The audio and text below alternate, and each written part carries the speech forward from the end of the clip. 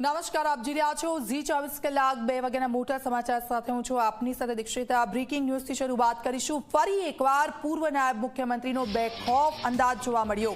પાકિસ્તાનમાં લઘુમતીઓ પર થતા અત્યાચારની તેમણે વાત કરી છે। તો સિંધી સમાજના કાર્યક્રમમાં નીતિન પટેલનો આક્રમક અંદાજ જોવા મળ્યો। ઔરંગઝેબ વિવાદ અને મસ્જિદો પર પણ બોલ્યા નીતિન પટેલ। મંદિરો તોડીને મસ્જિદો બનાવવામાં આવી, નીતિન પટેલનું આ કહેવું છે। યુપીના મુખ્યમંત્રી યોગીના તેમણે ભરપૂર વખાણ કર્યા છે।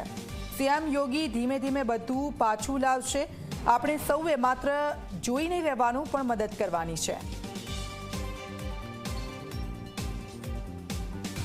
ભૂતકાળ ભૂલી જવાનો, પણ ભૂલી એ રીતે નહીં જવાનો કે પાકિસ્તાનમાં જે અત્યાચાર થયો, મુસલમાનો જે અત્યાચાર કર્યા એ ભૂલવાના નથી।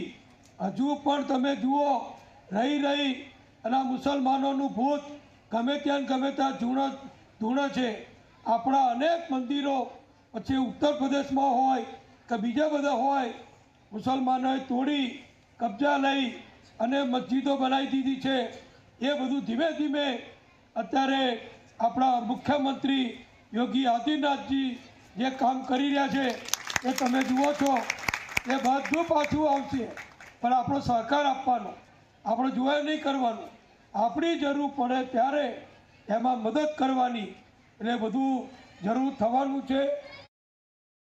ઔરંગઝેબનું પાછું ભૂત એ ધૂણ્યું છે। હવે મહારાષ્ટ્રમાં મરાઠાઓ પણ આનો કોઈ ઉપાય કરશે। દેવેન્દ્ર ફડણવીસ આપણા મુખ્યમંત્રી એ પણ ઉપાય કરશે।